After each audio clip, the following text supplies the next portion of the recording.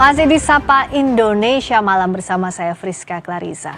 Kecurangan beras yang dijual di pasaran kembali ditemukan. Hal ini terjadi di tengah produksi beras nasional tengah berlimpah.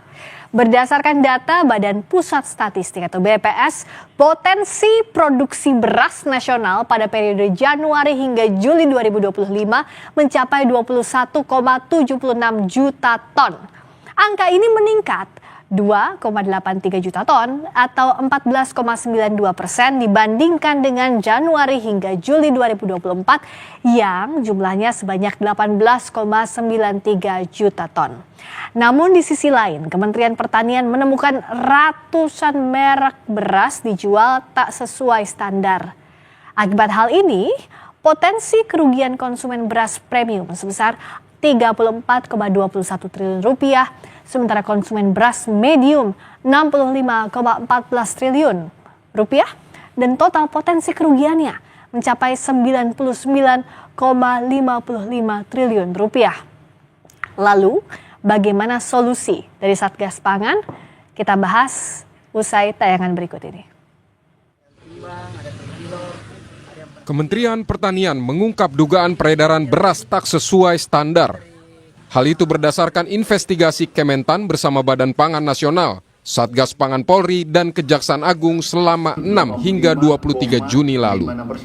Menteri Pertanian Amran Sulaiman menyatakan sejumlah produsen bermain dengan surat pemberitahuan hasil pemeriksaan atau SPHP mengemas ulang karung beras premium tapi diisi dengan beras medium. Kami terima SPHP yang dijual ke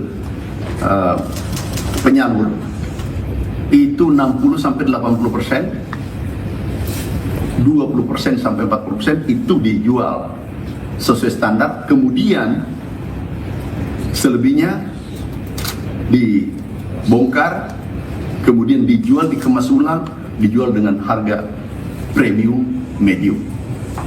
Sebelumnya, Kementerian Pertanian menginvestigasi 268 sampel beras premium dan medium dari 212 merek tersebar di 10 provinsi.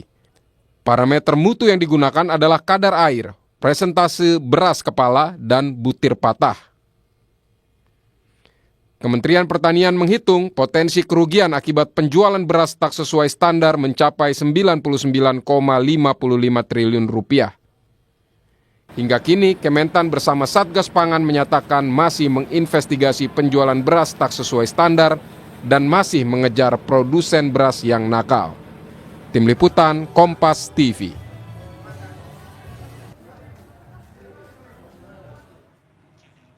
Kita akan bahas apa yang dilakukan menghadapi adanya kecurangan dalam penjualan beras.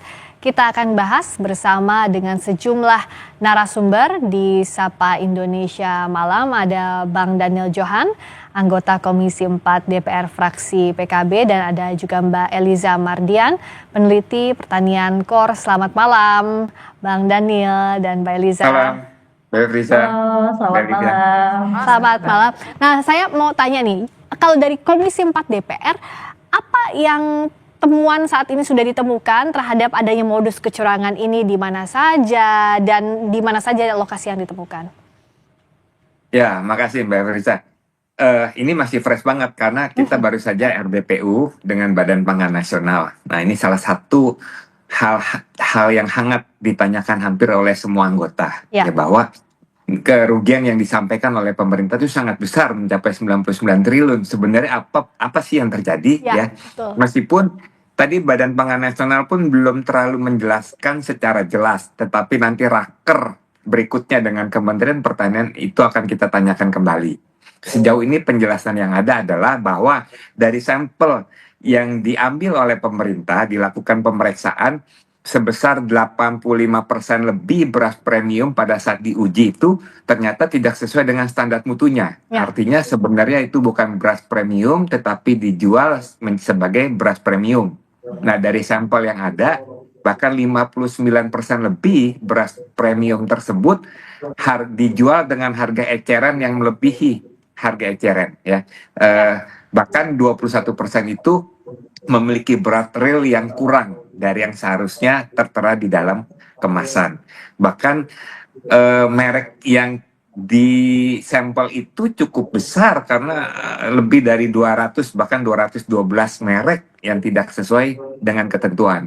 Ya. Tentu ini sangat mengagetkan kita semua ya, sehingga kami mempertanyakan ini baru terjadi belakangan ini kah atau sudah dari dulu kah? Baru ketahuan sekarang kah? Kenapa baru sekarang diungkap kah? Dan bagaimana penindakannya? Ya. Ya, sehingga kami meminta Satgas Pangan, ya pemerintah tentu bersama dengan YLKI, Yayasan Lembaga Konsumen Indonesia, itu harus mengungkap secara jelas sesungguhnya apa yang terjadi, ya. Sehingga pertama hal-hal yang memang menyalahi ketentuan itu jangan sampai terjadi. Tetapi juga kita harus menjaga kepercayaan konsumen terhadap barang-barang, terhadap para produsen, terhadap para pedagang. Ya, Jangan sampai betul. kejadian ini juga memiliki dampak terhadap para pedagang yang memang menjual secara benar, ya. Ya. Sehingga dua aspek keseimbangan ini harus dilakukan sehingga penindakan hukum bisa berjalan dengan baik. Kapan dan siapa saja yang akan dipanggil dalam waktu dekat? Dan waktu dekat ini kapan? Sudah adakah tanggalnya? Dalam minggu ini atau Senin ya kita akan rapat dengan Kementerian Pertanian. Oke. Jadi dalam raker Senin ini ya paling lambat dengan Kementerian Pertanian akan langsung ya Bang Daniel ditanyakan di sana. Nah saya ke Mbak Eliza dulu. Ini kan kalau pakai logika sederhana ya, salah satu modus permainannya sejauh yang ada informasi sampai sekarang kan dari surat pemberitahuan hasil pemeriksaan atau SPHP. Jadi mengemas harusnya karung beras premium tapi isinya beras medium. Nah, apakah dari sini harus bermulanya untuk menelusuri siapa yang bermainnya, siapa yang ngeluarin SPHP-nya, Mbak Eliza? Ya, sebetulnya dalam hal ini pemerintah seharusnya melalui Menko Pangan gitu ya, itu harus membentuk segera Satgas Anti Mafia Beras. Karena selama ini kan pengoplosan ini terjadi bukan hanya tahun ini aja, tapi itu sudah berlangsung lama sebetulnya. Karena memang kurangnya pengawasan yang optimal dan juga kurang ketatnya standar mutu di Indonesia. Sebenarnya kita ada regulasi untuk terkait dengan mutu beras untuk premium, itu ada SNI, ada Permentan juga. Nah, tapi kan yang menjadi persoalan ini adalah bagaimana implementasinya di lapangan seperti itu, karena memang kurangnya pengawasan tadi. Nah, Dan yang paling penting ini adalah sebetulnya literasi konsumen sendiri di Indonesia pun itu masih kurang gitu untuk mengetahui mana beras premium dan mana beras yang medium seperti itu. karena kan Dan begini Mbak SPHP Elisa, juga kalau dari sisi yang konsumen ya misalnya soal tadi literasi, kita kan percaya sama merek apa yang ditempel di sana dan suratnya apa, keterangannya apa, ya sudah kita percaya bahwa itu adalah benar-benar beras premium. Nah, perlindungan untuk kitanya bagaimana? Nah, sebetulnya kan karena kita kurang adanya sistem keterlancakan ya, traceability. Jadi beras-beras yang beredar di Indonesia itu setelah yang premium ini tidak ada regulasi yang ketat yang mengharuskan mereka harus bekerja sama dengan jasa TIC untuk pemastian standar kualitas untuk bisa menjamin bahwa ini adalah memang betul-betul beras premium, bukan beras medium yang dioplos apalagi gitu kan. Nah, Ya. jadi memang ini perlunya kerjasama antara pemerintah dengan lembaga jasa pemastian untuk bisa melindungi konsumen, karena kan konsumen kita jangan sampai rugi membeli harga premium Betul. tapi kualitasnya medium seperti itu. Betul. Nah, jadi kalau dari DPR tuh siapa yang harusnya bertanggung jawab mengawasi sampai diterima oleh konsumen? Dan kalau ada bottleneck dari pengawasan, dari mana DPR melihat kira-kira pembenahannya atau yang harus ditelusuri pertama kalinya tuh dari mana? Bang Daniel. Ya, kalau dari sumber produksinya tentu Satgas Pangan ya, bersama kementerian terkait. Tetapi ini karena sudah masuk ke pasar, itu seharusnya menjadi tugas Kementerian Perdagangan. Memastikan standar kualitas, memastikan standar ukuran berat, memastikan merek-merek itu memang sesuai yang tertera. Karena ini merupakan, ya saya setuju sekali dengan yang disampaikan oleh Mbak tadi, bahwa Ya. konsumen itu kan percaya Betul. dengan penelitian, dengan standar, dengan pengawasan yang dilakukan oleh pemerintah, karena memang itu Iya. tugasnya. Sehingga apa yang tertera seharusnya itulah yang didapatkan oleh seluruh konsumen. Iya, dan nggak mungkin kan kita konsumen ngecek kadar airnya berapa, persentase beras kepalanya butir patah, nggak mungkin seperti itu. Nah, Susah sekali hidup di Indonesia iya, itu, Mbak. susah sekali kalau kita harus ngecek itu satu-satu. Nah, Bang Daniel, kalau bicara soal pertanggungjawaban, seperti apa ya agar adil juga buat konsumen? Kalau ditemukan misalnya, kalau ditemukan ada permainan mafia beras tadi yang disampaikan oleh Mbak Elisa yang harus kita telusuri. Ya tentu setiap mafia itu sangat merugikan konsumen. Tetapi kita berkeyakinan mafia beras itu mafia apapun ya, akan sulit berjalan kalau tidak ada dukungan aparat. Nah, sehingga sebaliknya justru menjadi tugas aparat, tugas pemerintah untuk memastikan tidak adanya mafia yang bisa merugikan konsumen. Nah, kepercayaan itulah yang harus kita tumbuhkan. Nah, sehingga masyarakat merasa yakin. Iya, dan sambil misalnya investigasi nanti akan berjalan, pengawasan juga DPR akan melihat mana yang salahnya tuh di mana awalnya. Mbak Elisa, apa yang bisa kita lakukan untuk yang mengantisipasi yang kita dapatkan itu sesuai dengan kualitas yang semestinya? Sebetulnya kan yang menjadi persoalan itu ketika yang diopos itu adalah beras SPHP yang seharusnya itu ditujukan untuk kalangan menengah bawah, karena SPHP ini akan ada agar masyarakat menengah bawah ini mereka bisa menjangkau harga beras gitu kan dengan kualitas tertentu seperti itu. Nah, jadi memang yang harus dibenahi pertama itu adalah distribusi SPHP-nya, karena kalau misalkan saat ini SPHP itu kan digelontorkan ke pengecer, ke pedagang besar. Nah, ini rentan lagi nanti dioplos lagi. Nah, seharusnya nanti diperbaiki skemanya itu seperti memberikan bantuan pangan beras, jadi langsung ke keluarga penerima manfaatnya.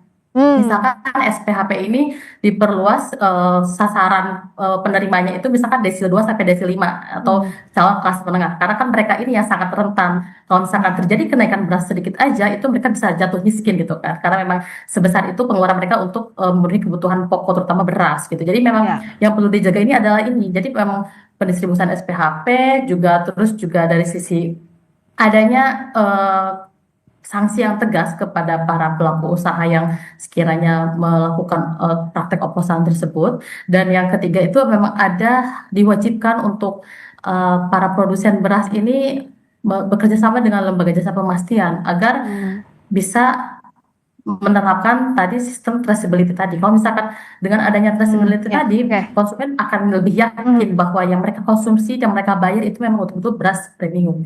Ya, dan Bang Daniel bisa jadi juga nanti di Raker ditanya ke Kementan mana-mana saja merek yang ditemukan adanya dugaan oplosan beras ini. Bisa jadi begitu Bang Daniel, salah satu. Ya pasti itu ditanyakan dan sangat banyak, 212 merek.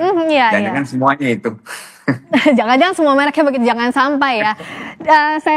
Kami tunggu tentu hasil rapat kerja DPR dengan Kementerian Pertanian. Tolong ditanyakan sedetail mungkin, dan tentu perlindungan untuk konsumen harus dikedepankan. Jangan sampai, sulit sekali di Indonesia, masa semuanya harus dioplos juga ya, termasuk beras. Terima kasih Bang Daniel dan juga Mbak Elisa, selamat malam. Selamat ulang tahun Kompas. Terima kasih banyak. Terima kasih Bang Daniel, terima kasih Mbak Elisa. Berikutnya saudara, kami akan kembali dengan